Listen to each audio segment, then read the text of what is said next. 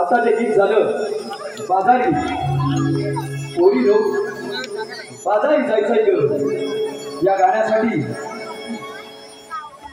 Tennis cricket विश्वातील एक व्यावसायिक संघ टेनिस क्रिकेट विश्वातील एक व्यावसायिक संघ साई नावला आंबवली या संघाच्या माध्यमातून तब्बल 1001 रुपयाचं पारितोषिक आणलंय। तसेच रुद्रांश वैभव भाग यांच्या माध्यमातून सुद्धा 500 रुपयाचं पारितोषिक आणलंय।